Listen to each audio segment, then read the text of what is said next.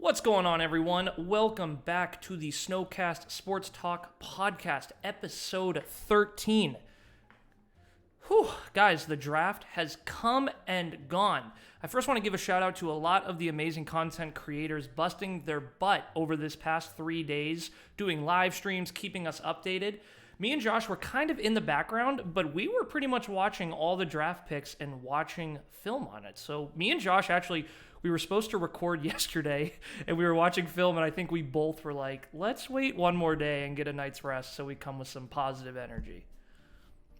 Absolutely. So I'm glad we waited. Yeah, we both, before we started recording, we're like, okay, good. Today feels a little bit better. But guys, the Giants draft was super interesting. I overall am really happy with the draft. So kind of today's episode is going to be, we're going to go through all the picks. It's not going to be super in-depth, but it's going to kind of be our initial reactions, some of the write-ups on these guys, because the Giants had a ton of draft picks. So, yeah, I don't know, Josh, if you have any overall thoughts before we jump in.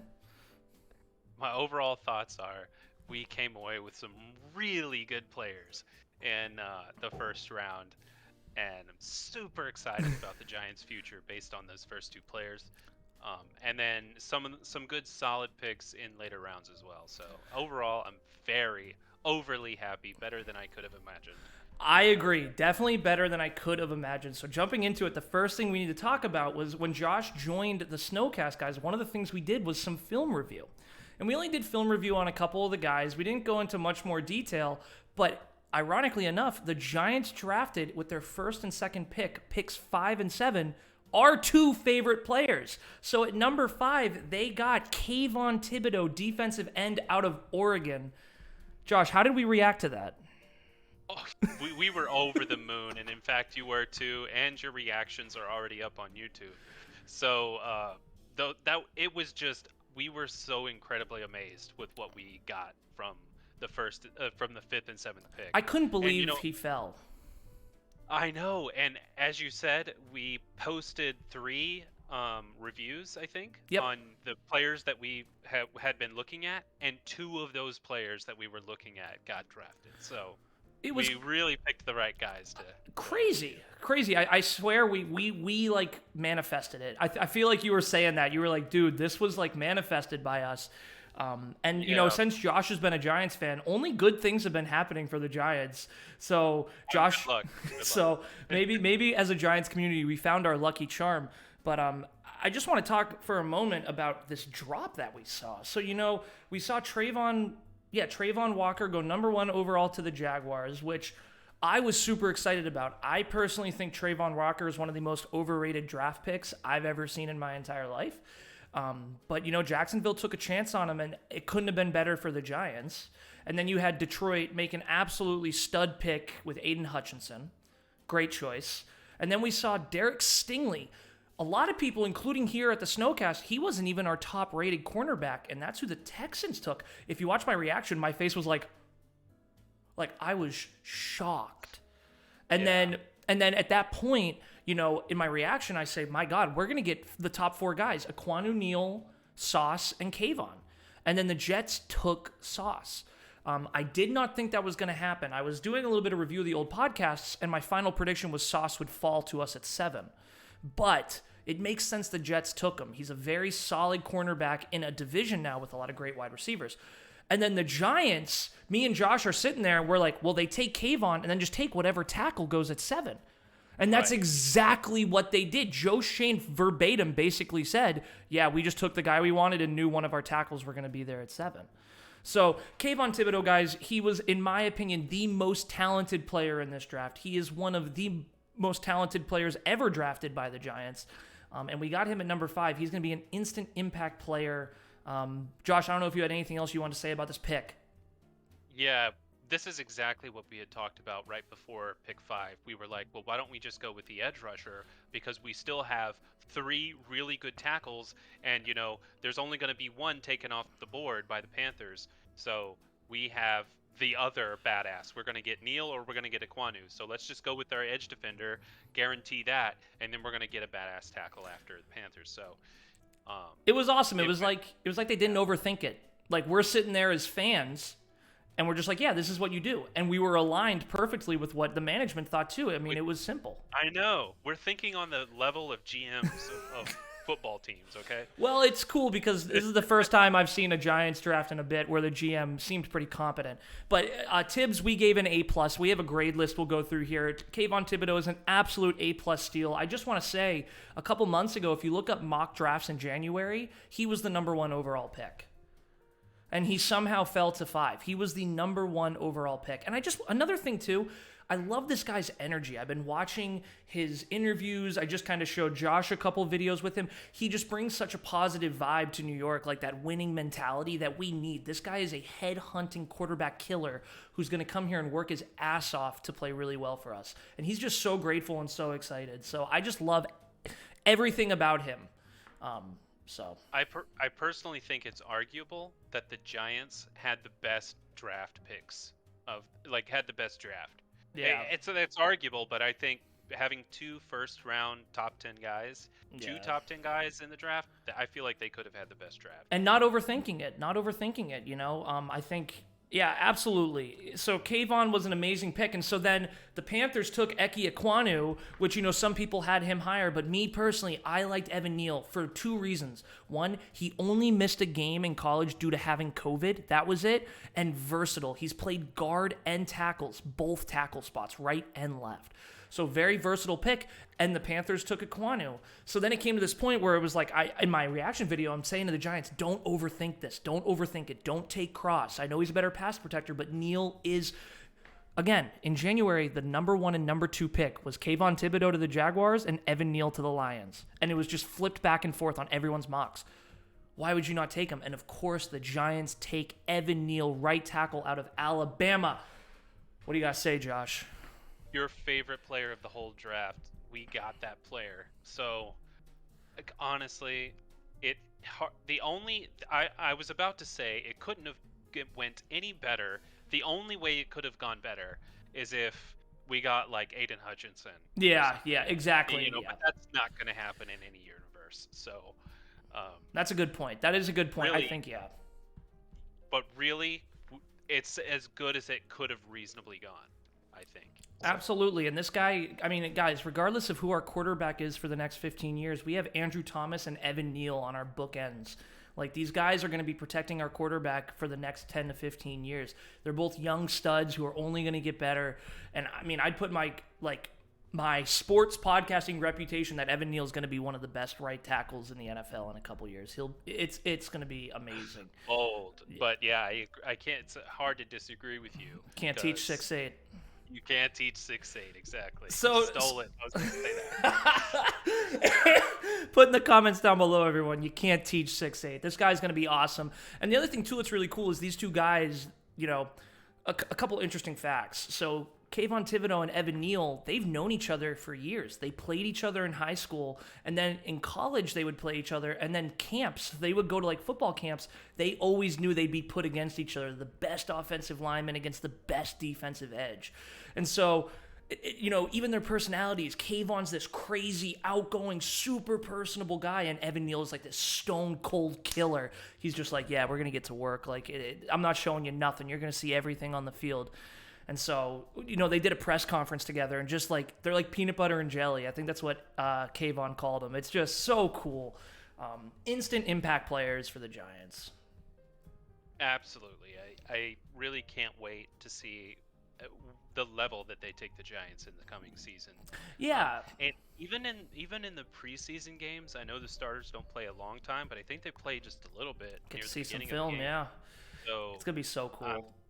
Yeah, I can't wait to see it. I think we decided I'm going to get the Kayvon jersey. Josh is going to get the Neal jersey, but we may switch it. We don't know yet, but we will each have one of those jerseys going into this year because it's just such a cool combo. And just for the viewers, I do have a Giants hoodie coming in the mail soon. So we'll both be in Giants gear. Yeah, so I'll be in Giants gear probably in the next episode. Heck yeah, that's awesome. But, we left night 1, so that was just Thursday night. Me and Josh left night 1. We couldn't have been happier. It was amazing. And I'm so happy Joe Schoen really didn't overthink it. he knew what he was doing. And I just want to make a point too. Moving through these next draft picks, we know Joe Schoen can identify talent because of who he took at 5 and 7. So we should have some faith in these picks he took lower. I know a lot of people disagree with some of the choices and where we chose them. I mean, I have the projections laid out here and then where we took them. But, those are the analysts and us. Joe Schoen and Brian Daboll, this whole coaching staff and this whole management staff, they've been looking at these guys for months now. Just like, while we're at work, while we're with our families, that's what they've been doing. So we saw that Joe Schoen doesn't overthink it and identifies the talent. So, moving through the rest of these players, I'm pretty confident that we had a good draft. Yeah, I think maybe you're a little bit more trusting than I am. Fair enough. Yes, they did very, very well on 5 and 7.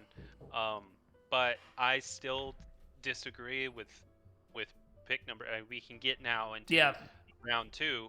I little disagree with the wide receiver at round 2. Yeah, Wan'Dale. I didn't really Robinson. think we needed a wide receiver that high in the draft. Well, we've already got really great receivers, but go ahead. Yeah, absolutely. And me and Josh, we really, I want to give kudos to Josh. He just recently came back into football, recently joined the podcast. We grinded the past couple of days. Really, anytime we had free time, we were in a call watching these draft picks and reacting to it and analyzing it. And we saw a lot of wide receivers taken. I think it was 6 or 7 taken in the first round alone. The Packers and the Chiefs needed wide receivers in the later picks of the first round. They weren't even there. But it also could be that maybe, seeing as last year KT was only available a few games, maybe he's thinking ahead and he's like, you know what, this coming season, what if KT doesn't show up to a lot of games? We need to be able to have really good depth at the wide receiver position. Absolutely. So, if you look at the Giants wide receiver room, that's a great point, Josh. Let's start at the top. Kenny Galladay missed a bunch of games last year to injury. Darius Slayton, his hands just didn't work last year. He just couldn't catch. Sterling Shepard, who's I've always been a fan of, can't stay on the field. Kadarius Toney can't stay on the field. So making this pick of Wan'Dale Robinson, wide receiver out of Kentucky, getting him at 43 was definitely, it seemed like a reach. But if you watch the film on this guy, he's a smaller guy. A lot of people call him like a Kadarius Toney Jr. But I think what the Giants are looking to do, Josh, I was actually thinking about this, and I saved it to tell you until now, was there's different offensive styles.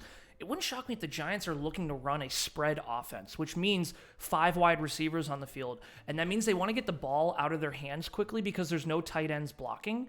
So they probably want these smaller, shiftier guys to be able to throw the ball to so they can make some plays in space. So it wouldn't shock me if maybe that's what Brian Daboll and Joe Schoen, it seems like a scheme fit. A lot of these picks the Giants made seem like picks for their scheme. So, yeah, sorry, a little bit of a lot to say there, but I think this pick, at first we didn't like it. Me and Josh, we watched this one live. We both were like, what? But we watched the film. I started thinking about how it's going to fit into the offense in our wide receiver room. Maybe it was the right pick. And he seems like a great guy, by the way. Watched his interview. Seems like the right kind of personality for this new regime.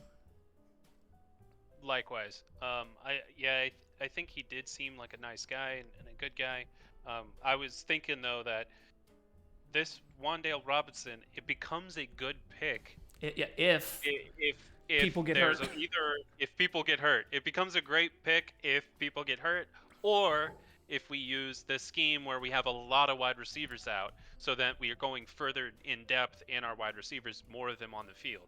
Exactly. Then it becomes a better pick. But without those two, either not widespread or we only have maybe 1 or 2, or not 1, but 2 or 3 receivers on the field, and this becomes a less powerful pick.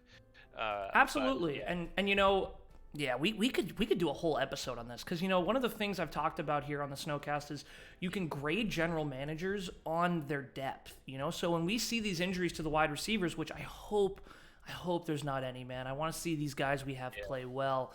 But if they get hurt and we have these depth pieces and it pays dividends because we have those players to fill in, then you're like, oh shit, that was a great pick by Joe Schoen. And you got to remember too, Sterling Shepard, he might not be here much longer. We might let him go. We might trade Darius Slayton or even a Kadarius Toney. We don't know in the coming years. So at least now we have that depth.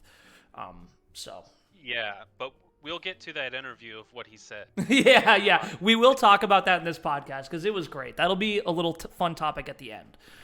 Some of these lower picks, by the way, guys, we're not going to go into much detail about. Me and Josh still get a great opportunity to look at all this film and really understand them, but we just want you to hear our kind of basic understanding and how we feel about it. So with Wan'Dale Robinson, the wide receiver we took in the second round, me and Josh gave that pick a C.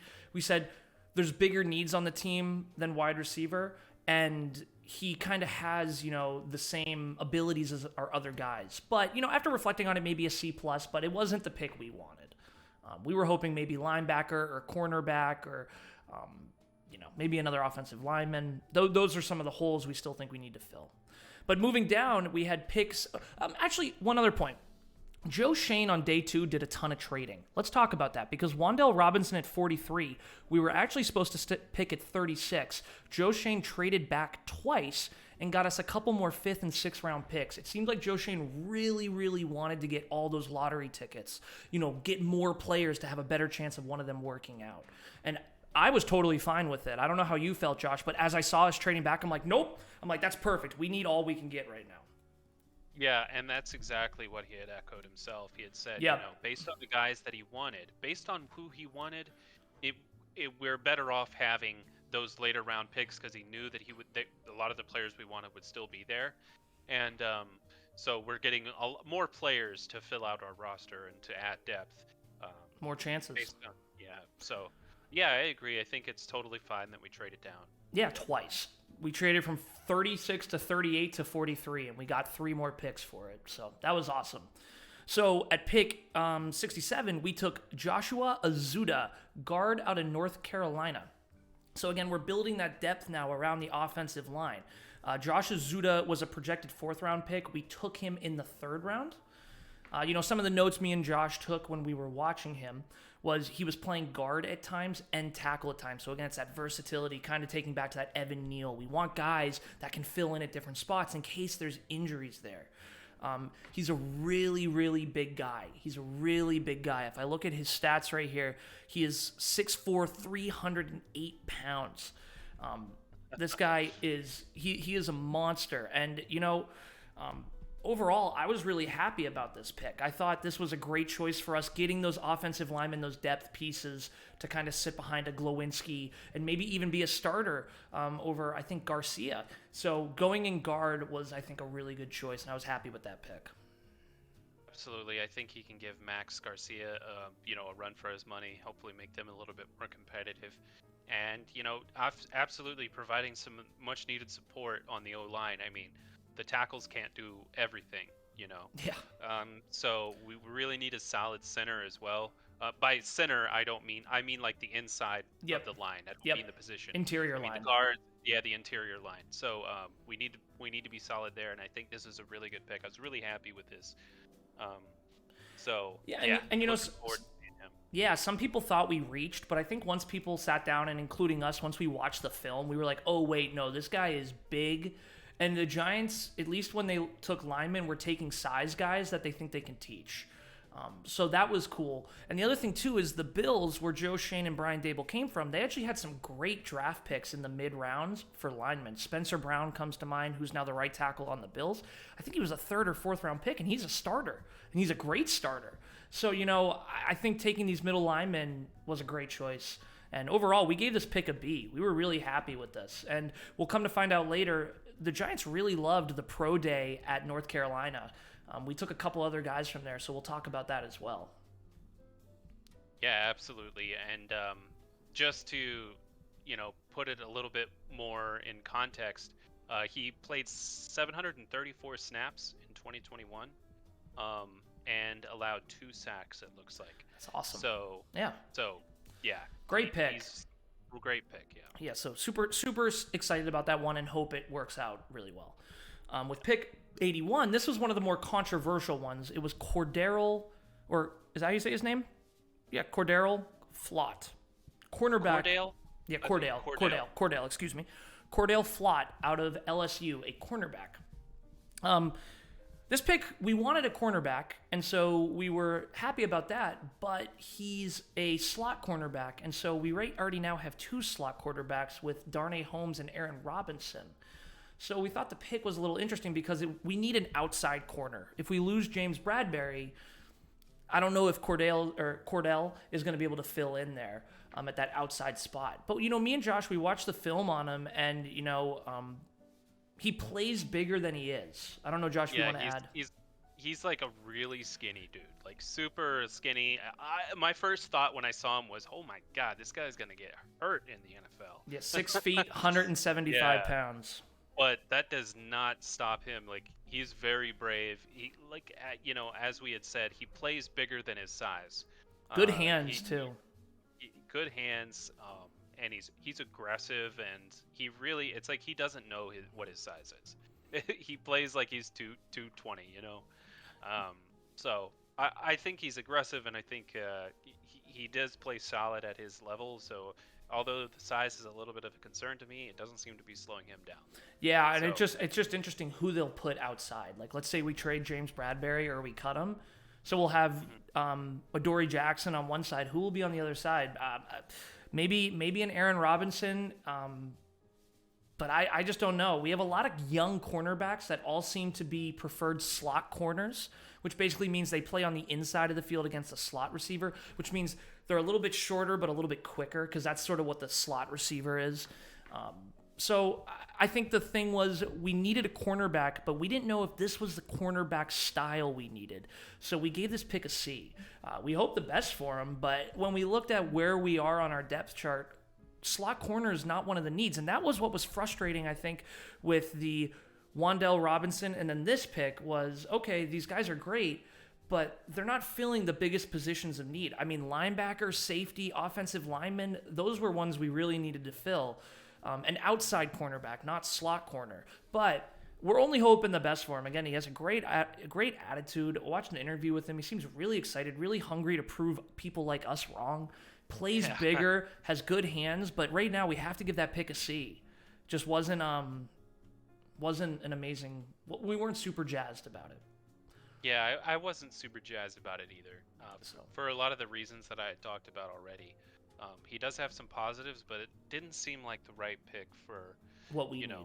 What would we needed it, and for where we were at in the draft at the time. And we're rooting for him, man. Prove us wrong. We're just giving you guys our honest thoughts right now. You know? Like every Giants player, we want to succeed. Of course. Obviously. Yeah. We're not rooting against this guy. Like I said, prove us wrong. That means we get to talk about the Giants winning more. So we're fine about that. And so that ended day 2, guys. That ended Friday. That was the second and third round. And where we left day 1, super pumped. We were like, oh my gosh. We left day 2 a little bit more like, uh-oh, what's going on? And I have to give credit to a lot of the Giants community members. I'm pretty active on Twitter, and I follow fans, I follow content creators. And, a lot of people said, hey, we got to give Shane some trust here. He's building this the way he thinks.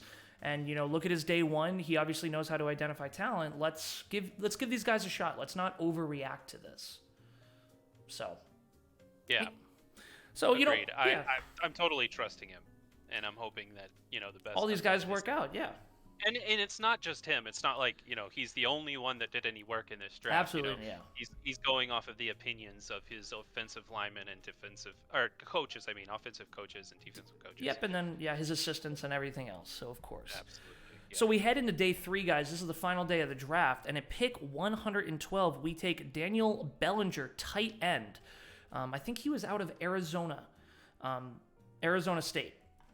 And so this was absolutely a position of need, guys. We needed a tight end. We lost Evan Ingram. We lost Caden Smith. And we lost the other guy. I'm not going to remember his name. Kyle Rudolph. All 3 of them left the team, either being cut or being released.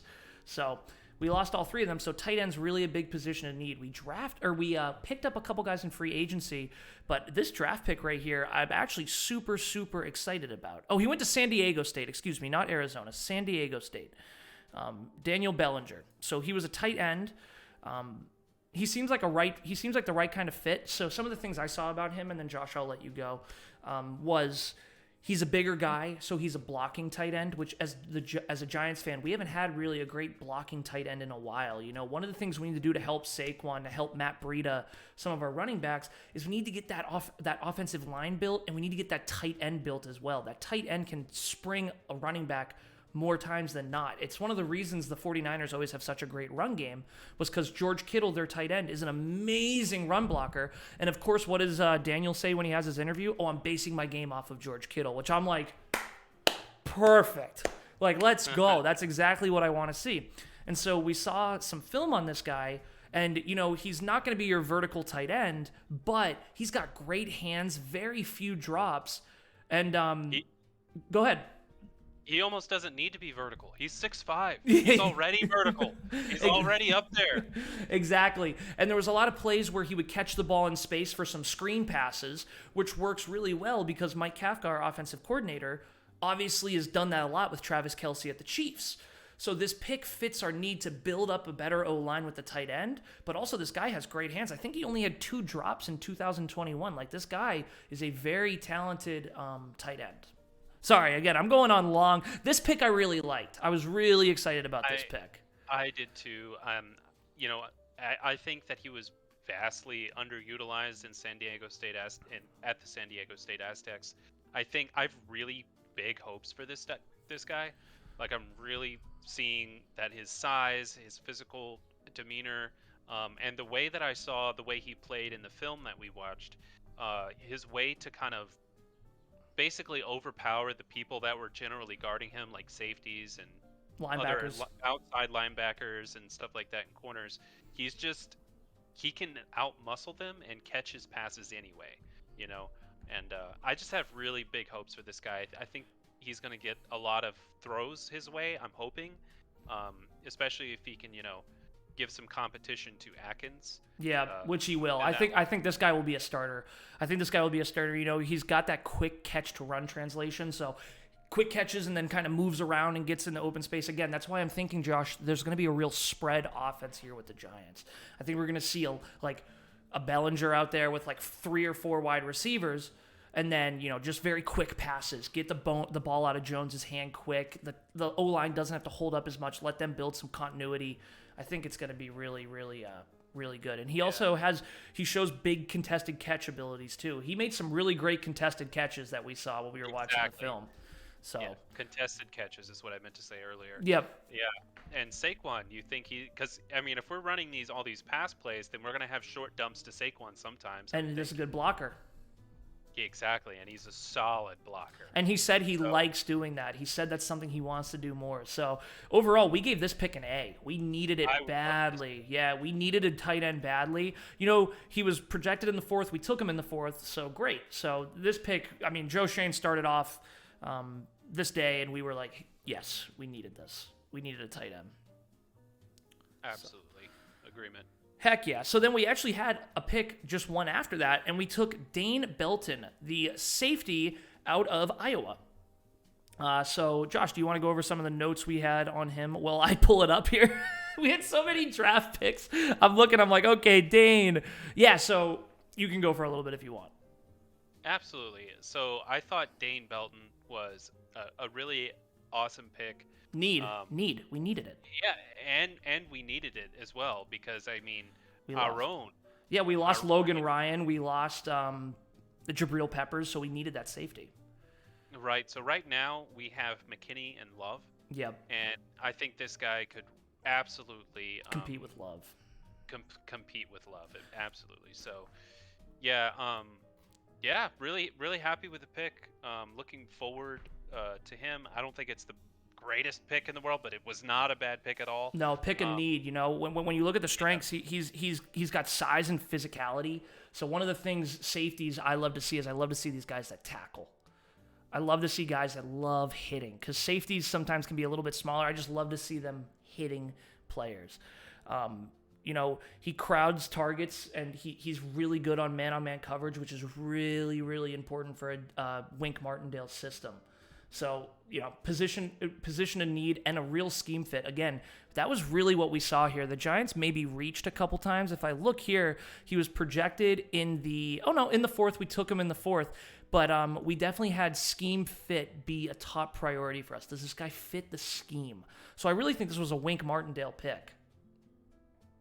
Yeah, it could have been. And, you know, he had 5 interceptions in 2021. So that's huge. I mean, you can contrast that though. You can contrast that. He's had 5 interceptions, but he also had 5 touchdowns allowed against him. Yeah, and that's one of it. That's one of his problems. Sometimes the big plays he overcommits, and then he gets kind of burned in the back. Yeah. So also 8 forced incompletions. So he's able to, in 2021 he had 8 of them, which is tied for 5th in the college football for 2021. Dang. Yeah. No, I mean, I think he'll be a great compliment to Xavier McKinney. You know, McKinney's one of these guys who's a ball hawk.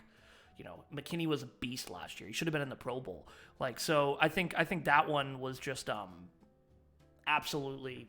It's a great fit. It's a great fit for McKinney. So overall, I think we gave that pick. What did we give it? We gave it a B plus. B plus. Yeah, good scheme fit. Someone we were excited about. So, yeah, definitely a good pick. So.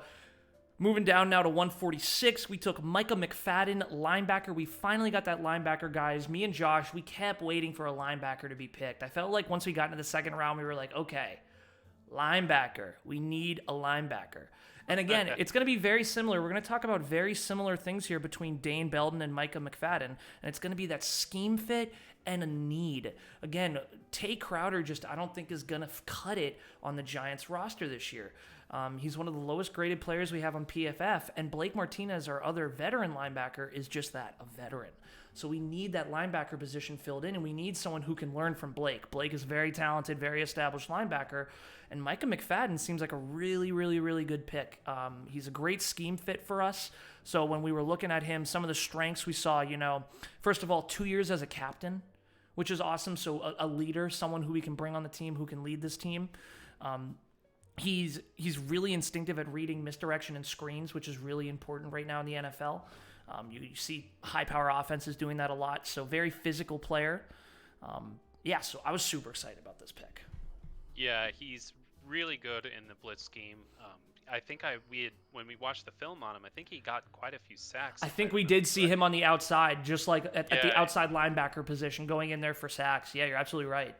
Yeah, so he was really great on the. I remember him squeezing through holes and being able to get into the backfield like quick and take down plays for a loss. And so I'm hoping that if we are able to run some blitz on our defensive scheme, then he's going to be really great for that. Yeah, which we will. Wink Martindale's going to run all the blitzes he can. So we, again, a position of need and a scheme fit, guys. So we could see here when we started falling into the fourth and fifth round, we were like, oh, okay, now we're picking some of the positions of need that we really need. So we gave this pick a B as well. We were really happy with this pick. Yeah, I think it should have gotten a B plus. I'm actually really happy about it. Yeah, I am too. So. He's good on the read. He could read plays well. He's always got his eye on the quarterback's eyes to see where the play's going next. And so, yeah, very good pick. So then, guys, the next pick we had was going down right after to 147. We took DJ Davidson, defensive tackle. This pick was one of the ones I wasn't super jazzed about. So this guy, when his projection, he was projected in the 7th round, and we took him in the 5th. So it seemed like a bit of a reach. Defensive tackle is a position where we need depth. So we have a Dexter Lawrence and a Leonard Williams. So taking a guy like DJ Davidson out of Arizona State, this is where I got the Arizona State from earlier. He was a position we need for depth, but it just seemed like a bit of a reach for us. Some of the things when we watched the film was he was a little bit bigger, and, he was not using his weight super great, so when he was going to the quarterback, maybe a little bit misdirected, keeping his head down. So me and Josh, Josh, if you want to elaborate, but I just thought it was a bit of a reach to get this guy in the 5th round. Yeah, and if you're reaching in the 5th round, that means when is this guy supposed to be drafted? yeah, exactly. In the 7th, supposedly. Yeah. So I wasn't like super hyped about it. I thought he did okay. If we look at some of his stats in 2021, he had 1 sack all season, but he had 9 hurries. Okay. So the hurries are good. The hurries aren't bad. But I don't see huge impact, impact here for us. Our defensive tackles are already pretty damn good. And then with the Kayvon Thibodeaux in there, it's going to only help. Thibodeau. So this guy is really just filling out depth, I feel like. And the thing was, too, I think me and Josh, as we were watching the draft, we saw Micah, Mcfadden, a Dane Belton, a Daniel Bellinger taken. We're like, damn, these guys could be day one starters. These guys can be people that have a real impact. Well, with a DJ Davidson, he's more of a depth piece.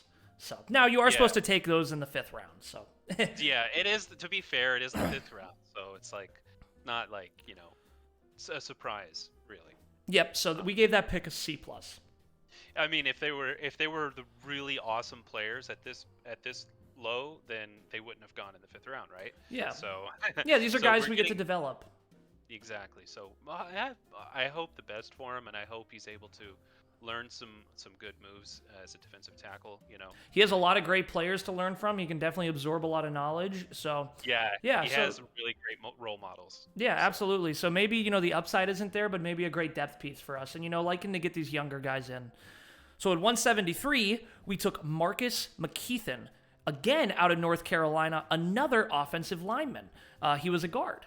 So, the thing was, just a few rounds earlier, we took a Josh Azuda. And so when me and Josh watched the film, we actually got to see Azuda and Mcfadden both on the same tape. And we got to see how they worked together. Now, this guy, I believe, is a bit bigger than Azuda is. This guy is 6'6", 340 pounds. And again, this is what the Giants' strategy was at this pick, was you can't teach 6'6". And you just can't. 6'6" and a half. Yeah, 6. Yeah, you can't teach 6'7".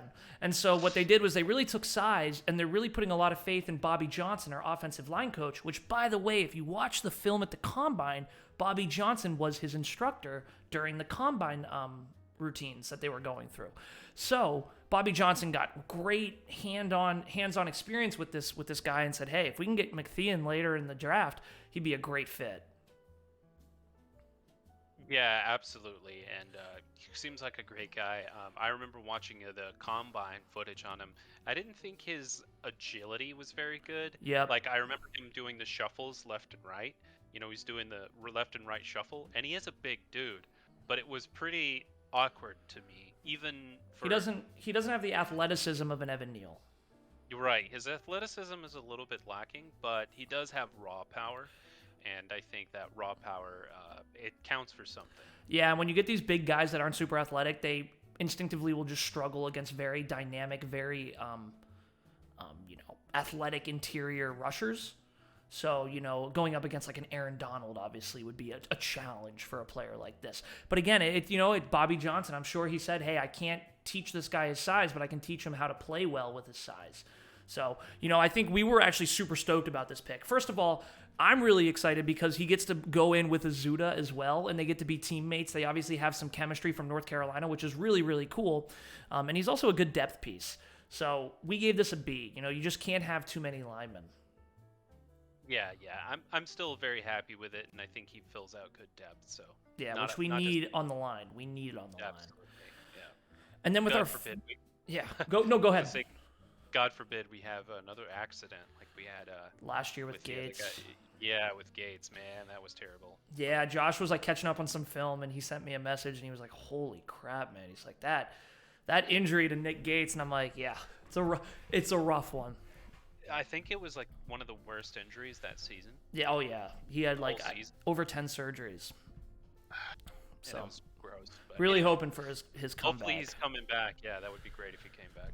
And so with our final pick, guys, at 182 in round 6, we took Darian Beavers, linebacker, out of Cincinnati. Guys, I don't know how this guy fell to the 6th round. This guy was projected to go in the 5th or 4th round, and he fell all the way down to round 6. And, the notes we have here about him are, look at the film. It speaks for itself. Like, this guy is a head-hunting linebacker. He was a beast. He's a big, strong, physical guy. Shows ability to take on or slip a block, which was really cool. We saw him, again, blitzing off the edge, that scheme fit. This with, who was our other linebacker we took? Was it Mcfadden? Yeah, with our other linebacker we took. These two guys add a lot of depth to a linebacker group that needs some depth. Yeah. And with this guy, I mean, I'm just looking here on PFF.com. His pass rushing grade is 86.1.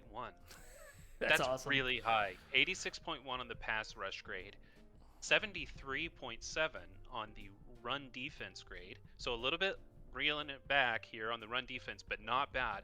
And then 68 on the coverage grade. So which again, that's a scheme fit. That's a scheme fit because all Right. we want to do is blitz.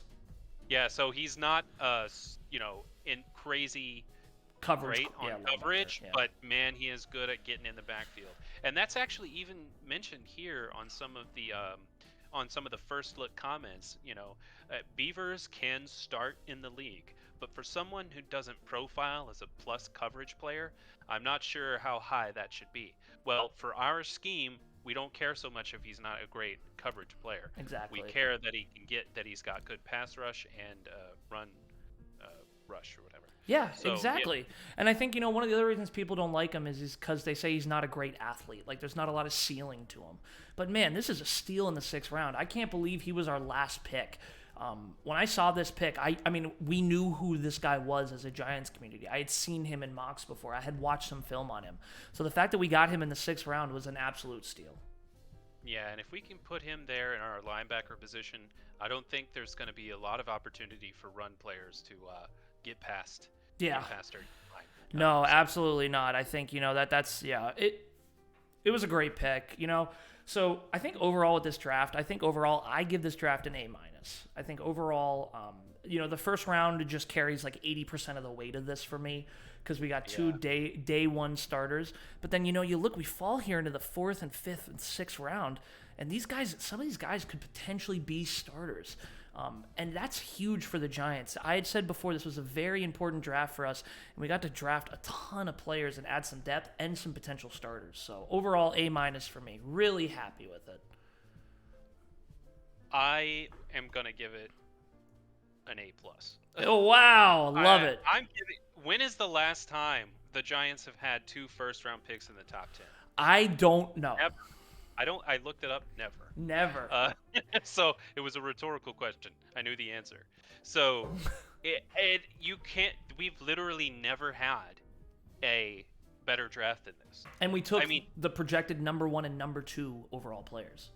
I know, and I know that I'm putting a lot of weight on that first round, those first 2 picks, but I think that's where the most weight is. That's where it matters the most. I think 90 to 95% of the draft depends on those 2, and I think they were absolutely stellar. So I'm thinking this is an A+ draft, and I don't think we're going to be able to match this quality of a draft anytime soon. Yeah, absolutely not. So it's not like next year it's going to be this good too, and the year after that it's also going to be this good. So I'm calling it an A+ when comparing it to Giants drafts. Yeah, over the previous years. Yeah, for sure. And it's A+. But if you compare it to the whole league, I still think it's up there. Top 10. I'm gonna Top give 10. it like an top 10. So definitely an A. You Yep. give it an A-. I give it. I think I will go down to A- just because on some of those positions, like for example the cornerback, Cordell Flott. For example, and some of the others, that drops it a little bit. But overall very good. Yeah, and I think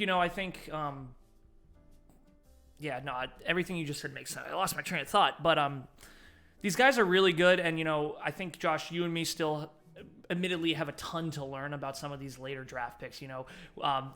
Very rare a team has 11 draft picks in 1 year. That's a lot of draft picks. So we have a lot of reviewing we get to do to learn more about these players.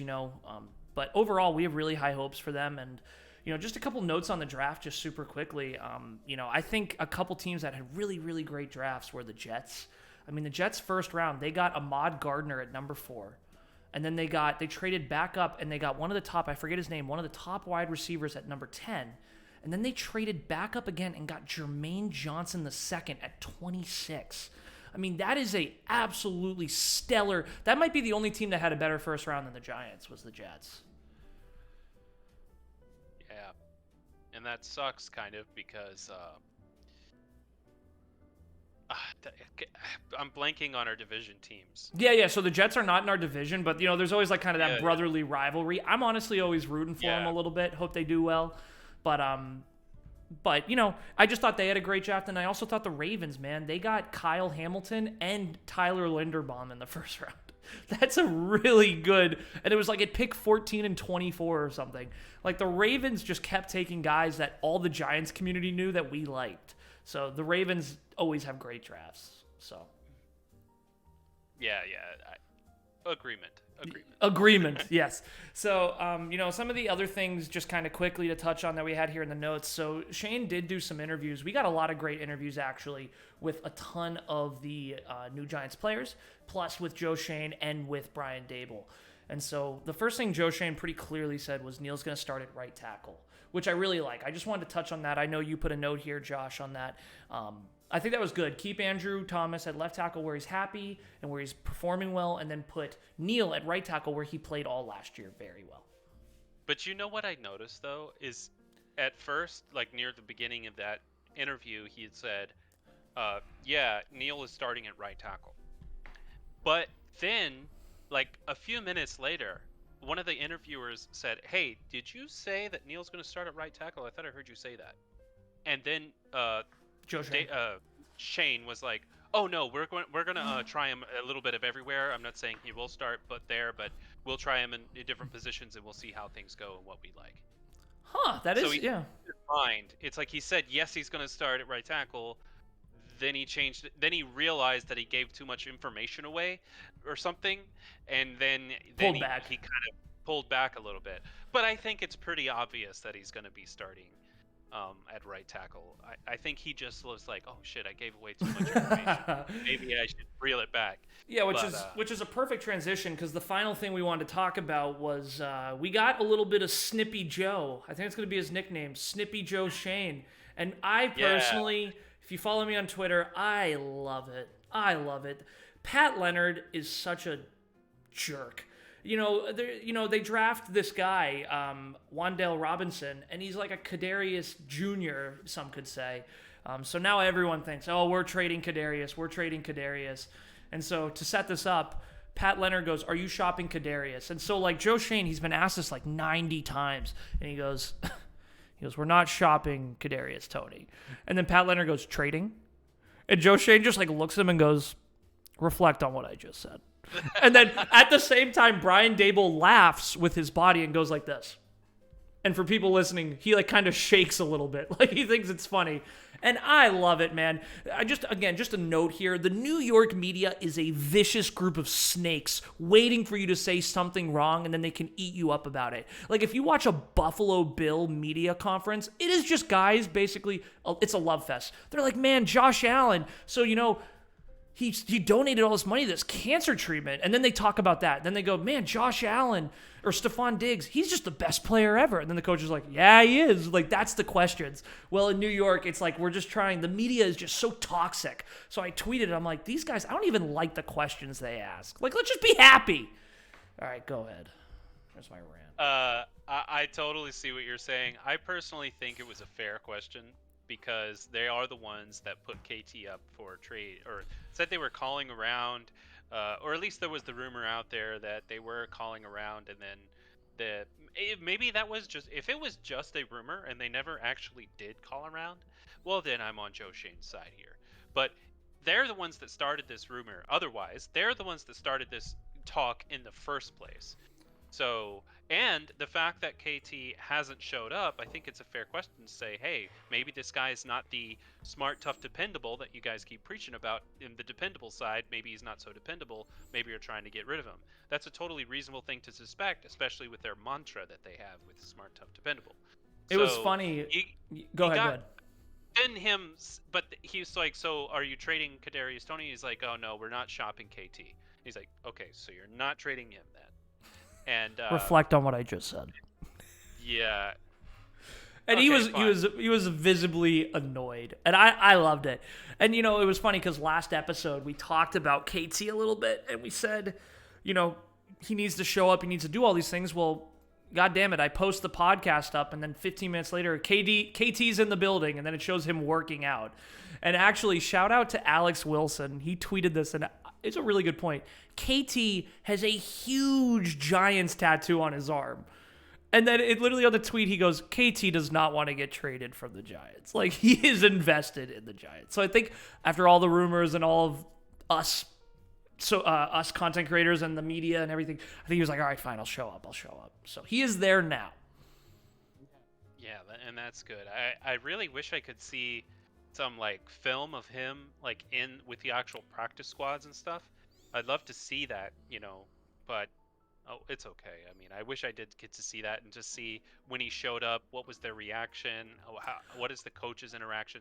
Because I haven't actually seen any interactions yet of the coaches or Joe Schoen with KT so far in the offseason. And we've seen it with others. We've seen it with others. But I think KT is a really easy guy to get along with. I think the coaching staff at the Giants is. I really do think the media is making a bigger deal out of this than it is.